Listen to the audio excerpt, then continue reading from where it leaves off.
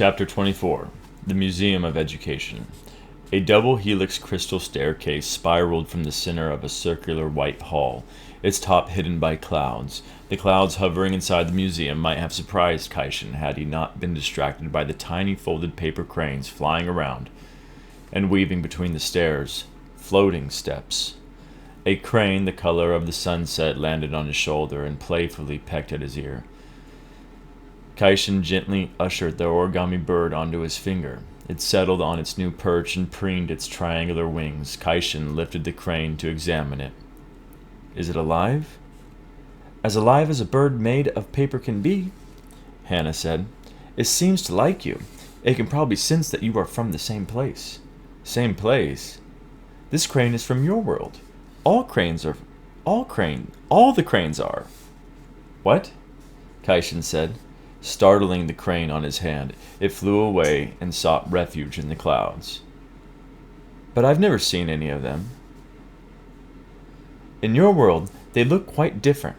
No, wait, that's wrong, Hannah said.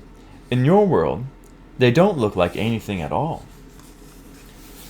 Wisps of mist swirled around Kaishin as they ascended the spiral staircase.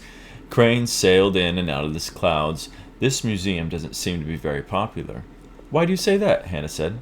I haven't seen any other visitors since we got here. Hannah smiled and pulled out her mother's glasses from her bag. Look again. Kaishin put the glasses on and nearly tripped over a step. He pulled the glasses off, glanced around, and put them on again, blinking rapidly. People made their way over both staircases, some stopping to offer their arms as perches to the paper cranes. He took the glasses off and scanned the empty museum. Where did they go? They're still here. Hannah took the glasses from him. Just not at the exact time as we are. When the museum admits us through its doors, it shifts time for each of the visitors so that we're not all crowding around the same second. This way, we can all have the museum to ourselves. Kaishin clamped his hand over a gasp. My God. Let me guess, Hannah said. You are currently trying to think of ways to do this in your world. I'm sorry, I can't help it. This is incredible.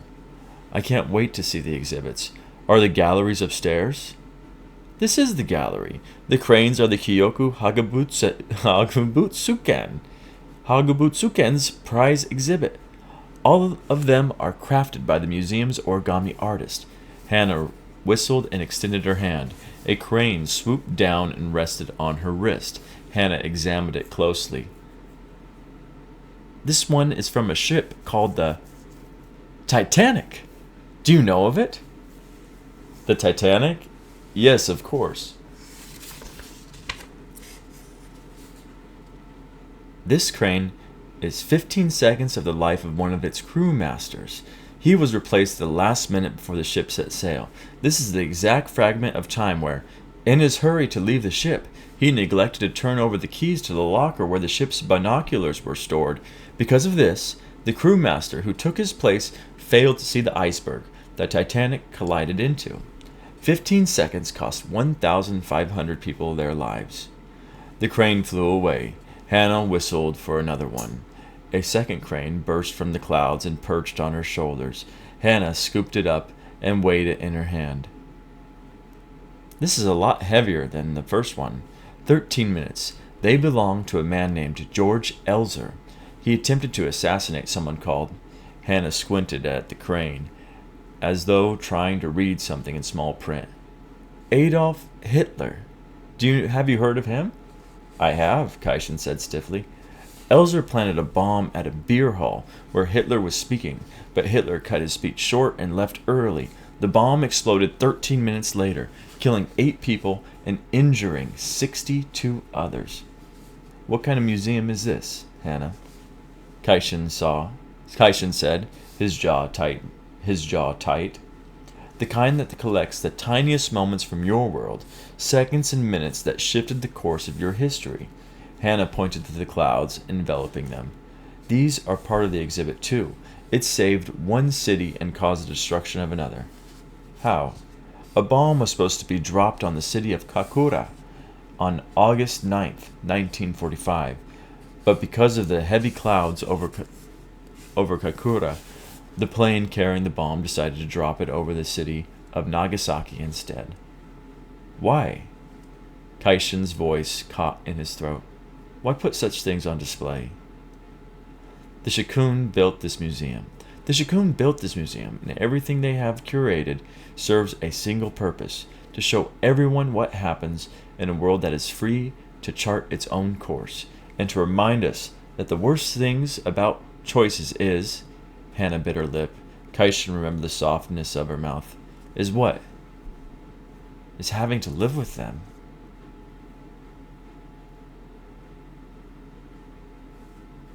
The clouds thinned, revealing a thick bamboo grove.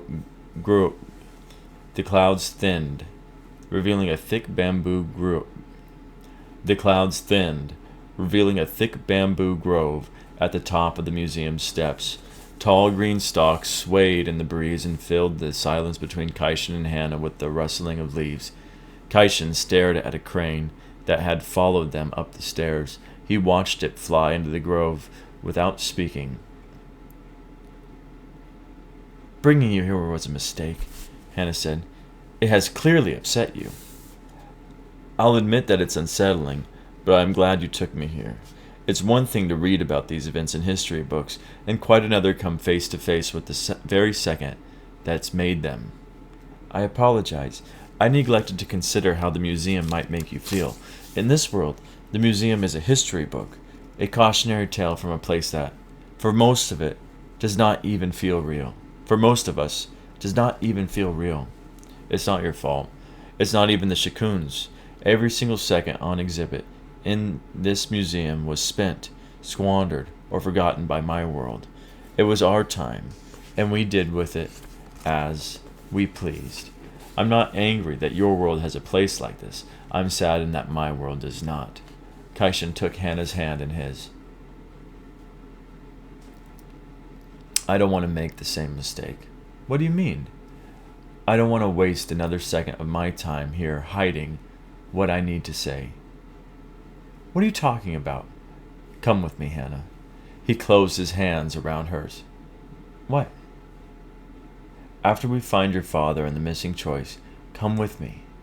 I know that my world isn't perfect, but you'd be free. You don't belong here, Hannah. You can't have a life, a real one. With you? Hannah said quietly. That would be your choice to make.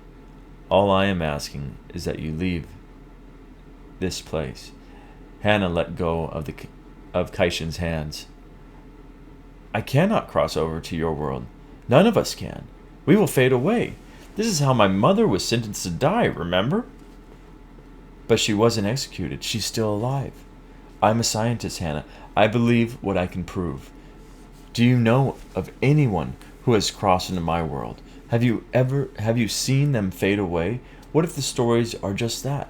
Myths made up by the Shikun to keep you afraid. And if they aren't? What if I could come up with a way to prove that it was safe? Would you come? A chorus of urgent whispers rose from the bamboo stalks shivered. What's going on?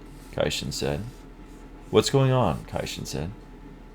They sense that somewhere in this grove, other stalks are being cut down to be turned into washi. The paper used for the cranes, Hannah said. We need to make our way to the Orizuru maker before they get too upset. Why? They may not let us pass if they do. Hannah stroked a bamboo stalk until it grew still, and then whispered something to it. Kaishin couldn't hear. Rows of bamboo parted, giving way to a narrow gravel path. Hannah bowed to the grove. Thank you.